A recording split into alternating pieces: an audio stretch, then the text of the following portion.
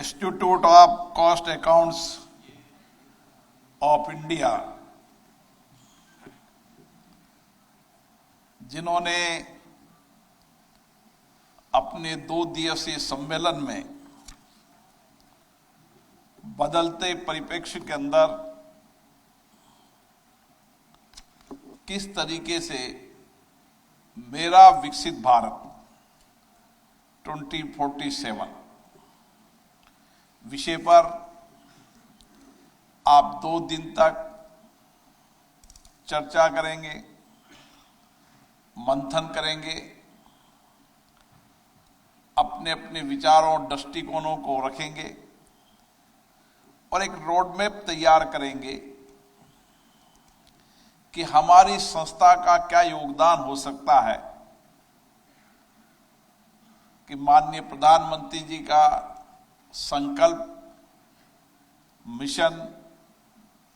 को पूरा करने में हम भी महत्वपूर्ण भूमिका निभाएं। इस कार्यक्रम में आज हमारे बीच में लोकसभा के वरिष्ठ सदस्य, जो कई बार जिनको मंत्री पद का लंबा अनुभव है, 7 बार के मेंबर ऑफ पार्लियामेंट हैं, अनुसूचित जनजाति क्षेत्र के कल्याण की कमेटी के भी चेयरमैन हैं, श्री फुग्गन सिंह जी कुलस्ते, हमारी नई दिल्ली की लोकसभा सांसद जो तेजस्वी है, जो अपने विचारों के साथ, अपने संकल्प के साथ, परिवार की दृष्टि से भी जो कुछ उन्होंने जीवन में सीखा है, अनुभव प्राप्त किया है, उसमें अपने विचारों को संसद में बखूबी तरीके से रखती है। सुश्री बांसुरी स्वराज, चेयरमैन NIRC, श्री संतोष पंजी, मित्तल साहब, राकेश यादव जी, जीवन चंद जी, मनोज कुमार आनंद जी, नवनीत कुमार जैन जी,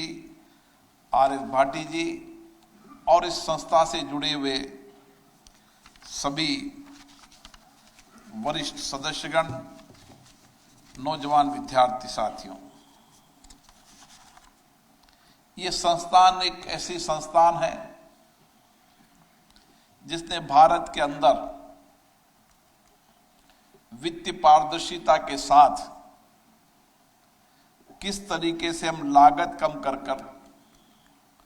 हमारे उत्पादन को बढ़ा सकते हैं, उसका बेहतर मैनेजमेंट करने का काम ये संस्था के सदस्य करते हैं। और इस संस्था के सदस्यों के अनुभवों का लाभ देश की आर्थिक प्रगति के अंदर, संस्थान की पारदर्शिता के अंदर और संस्थान की लागत कम कर कर उत्पादन बढ़ाकर देश के आर्थिक जीवन में परिवर्तन करने का काम, बहुत बड़ा काम किया है। और इसीलिए आपकी सामर्थ्य का, आपकी क्षमता का,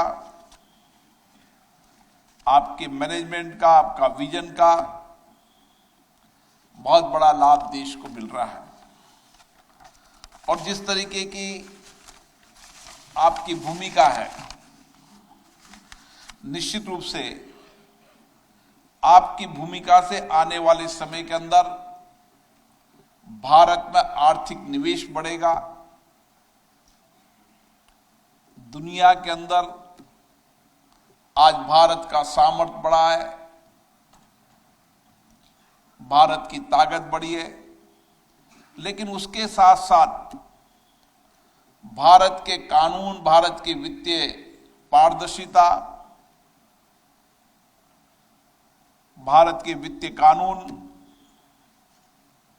में स्थिरता के साथ बदलते परिप्रेक्ष्य के अंदर आवश्यक परिवर्तन करते हुए किस तरीके से सहज सरल बना सकते हैं ताकि वित्तीय कानूनों में पारदर्शिता भी हो, और सरलता भी हो, ताकि हम देश के अंदर आर्थिक निवेश को बढ़ा सकें। और इसीलिए आप देख रहे होंगे कि पहली बार,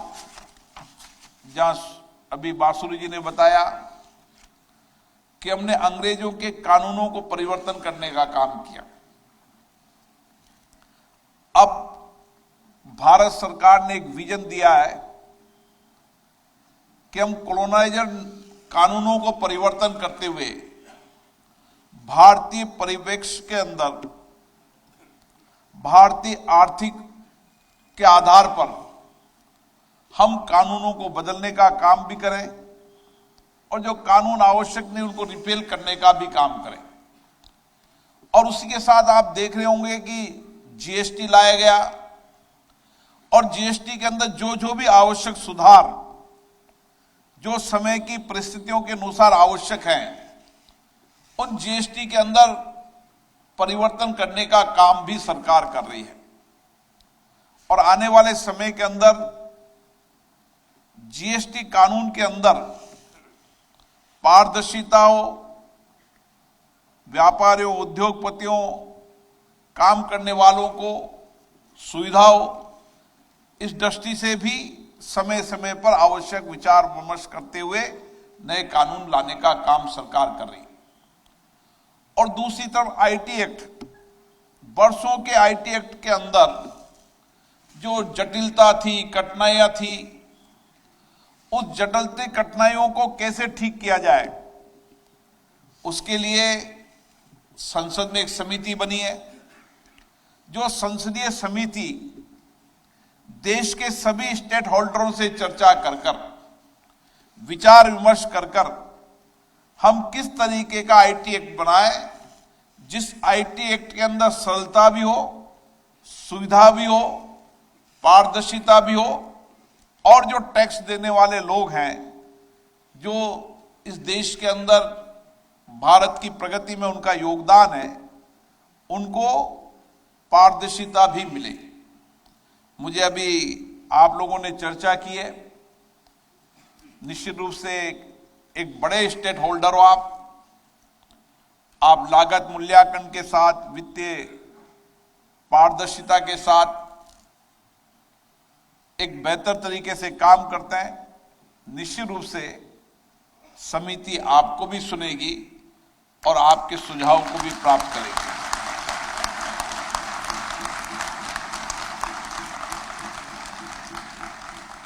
क्योंकि भारत के अंदर अगर हमें निवेश का एक बेहतर माहौल बनाना है, हमें अगर निवेश को आकर्षित करना है, तो हमारे वित्त परिचालन नियमों को अंतर्राष्ट्रीय नियमों के अनुसार भी और भारत के बदलती परिस्थितियों के अंदर अधिकतम निवेश आए, उसके अनुकूल बनाने की आवश्यकता है। और इसके लिए कंपनियों कानूनों के अंदर भी परिवर्तन किया है, लेबर लॉ कानून के अंदर भी परिवर्तन किया है। देश जहां जहां भी आवश्यकता समझ रही है, सरकार उस कानूनों को परिवर्तन करने का काम कर रही है। और आज हमें खुशी है कि दुनिया के अंदर भारत अवसरों की धरती है, जहां पर निवेश की संभावना है। और दुनिया के देश आज भारत में निवेश करने की ओर आकर्षित हुए हैं, क्योंकि एक स्थायित्व राजनीति व्यवस्था, देश में डेमोक्रेसी है और डेमोक्रेसी के साथ एक स्थायी मजबूत सरकार है और उसके नेतृत्व करने वाले एक विजनरी लीडर है, जिन्होंने राज्य के मुख्यमंत्री के रूप में काम किया,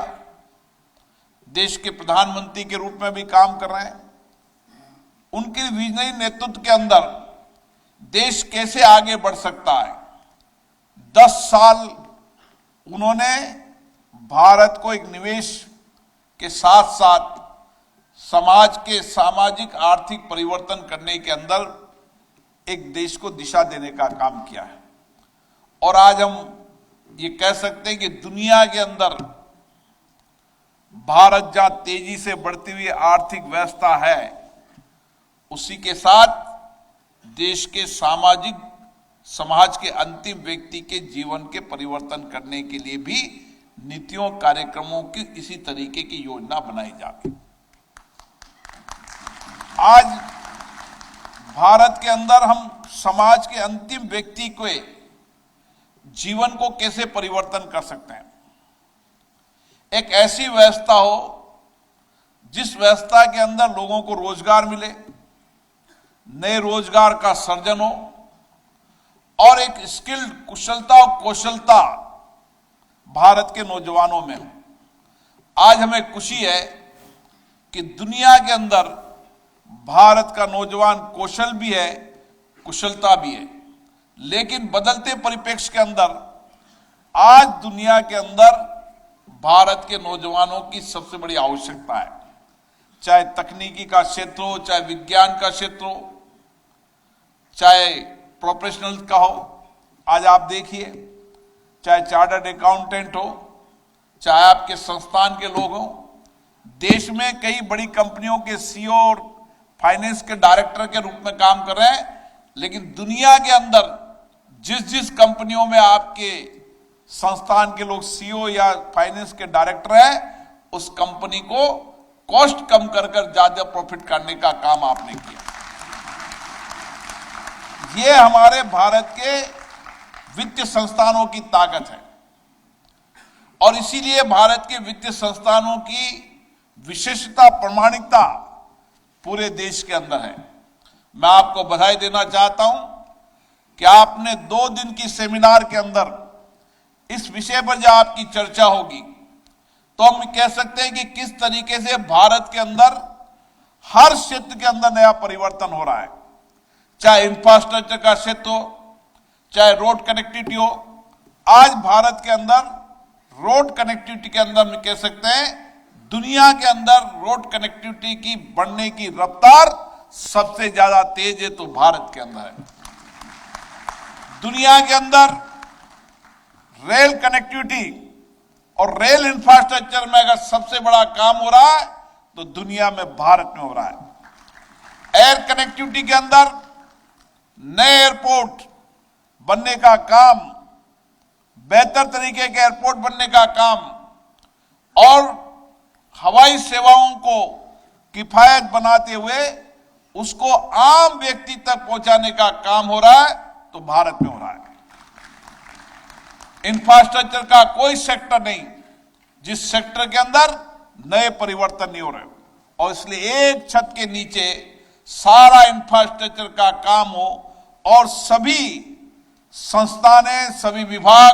मिलकर काम करें। इसलिए गति शक्ति संस्थान बनाने का काम किया है ताकि एक सेक्टर के अंदर एक छत के नीचे काम होगा तो रोड कनेक्टिविटी, एयर कनेक्टिविटी और रेल कनेक्टिविटी के साथ इंफ्रास्ट्रक्चर की गांव दूर दराज के लोगों को सुविधा मिले। आज हम दुनिया जिस चुनौतियों से जूझ रही है, भारत ने उन चुनौतियों को बहुत दूर तक समझा और इसलिए पर्यावरण की चुनौतियां दुनिया के अंदर है। विकसित देशों ने पर्यावरण की चुनौतियों की चिंता तो की, लेकिन उसका रास्ता निकालने का काम नहीं किया। आज भारत ने दुनिया की चुनौतियों को समझते हुए, हमारी जनसंख्या अधिक है, अभी हमें औद्योगिक निवेश उसके परिवर्तन करने की बहुत आवश्यकता भी है, लेकिन हमने इकोलॉजी को भी साथ में रखकर विकास की योजना बनाई है। इसलिए ऊर्जा के क्षेत्र में चाहे सोलर हो, चाहे ग्रीन हो, हर ऊर्जा के अंदर, क्लीन एनर्जी के क्षेत्र के अंदर हमने नए सेक्टर खोलने का काम किया है। और आपने देखा होगा इस बजट के अंदर अब आने वाले समय के अंदर परमाणु ऊर्जा के बाद भारत ऊर्जा में आत्मनिर्भर भी होगा और क्लीन और ग्रीन एनर्जी का जो लक्ष्य है उस लक्ष्य को भी पूरा करते हुए हम देश के अंदर क्लाइमेट चेंज के अंदर भी बहुत बड़ी भूमिका निभाएंगे। और इतना ही नहीं, भारत के प्रधानमंत्री जी ने पूरी दुनिया को संदेश दिया कि पर्यावरण के अनुकूल जीवन शैली, और इसीलिए पर्यावरण के अनुकूल जीवन शैली जीने के लिए भारत के 140 करोड़ लोग आज दिशा की ओर बढ़ चुके हैं। आज पर्यावरण के प्रति हम सजग है और हम तो वो लोग हैं जो पेड़ की भी पूजा करते हैं, पर्यावरण की भी हम पूजा करते हैं, मिट्टी के अंदर बैठे हुए उस माँ को माँ समझते हैं, पेड़ की पूजा करते हैं, सूर्य को देवता मानते वो लोग हैं। इसलिए पर्यावरण के प्रति भी हम सजग हैं। ऐसी दुनिया के अंदर जितनी भी चुनौतियां हैं, उन दुनिया की चुनौतियों का समाधान भी भारत में निकल रहा है। इसलिए चाहे इनोवेशन के सेक्टर में हो, चाहे नए रिसर्च के सेक्टर में हो, चाहे स्पेस के सेक्टर के अंदर, हर सेक्टर के अंदर आज भारत आगे बढ़ रहा है। ये विकसित भारत का रोड मैप है। इसलिए आप 2 दिन तक चर्चा करेंगे। आपकी चर्चा, संवाद, बातचीत से हमें विकसित भारत का रोड बनाने में बहुत लाभ मिलेगा। और इसीलिए मैं आपसे निवेदन करना चाहता हूं कि आप दुनिया के परिप्रेक्ष्य के अंदर भारत में जो परिवर्तन हो रहा है और उस परिवर्तन की क्या दिशा हो सकती है, क्या रोड मैप हो सकता है, ताकि हम हमारी कॉस्ट को कम करते हुए अधिक उत्पादन और वित्त पारदर्शिता लाकर किस तरीके से विकसित भारत के रोड मैप को तैयार कर सकते हैं, उसमें आपका बहुत बड़ा योगदान होगा। मैं आप सबको इस कॉन्फ्रेंस के लिए बहुत बहुत शुभकामनाएं देता हूं, बधाई देता हूं। और निश्चित रूप से जब 2 दिन का चर्चा, संवाद, मंथन के बाद जो आपका पेपर बनेगा, वो निश्चित रूप से भारत की सरकार को भी, अन्य संस्थान को भी एक मार्गदर्शन करने का काम करेगा। आप सबको बहुत बहुत शुभकामनाएं। धन्यवाद।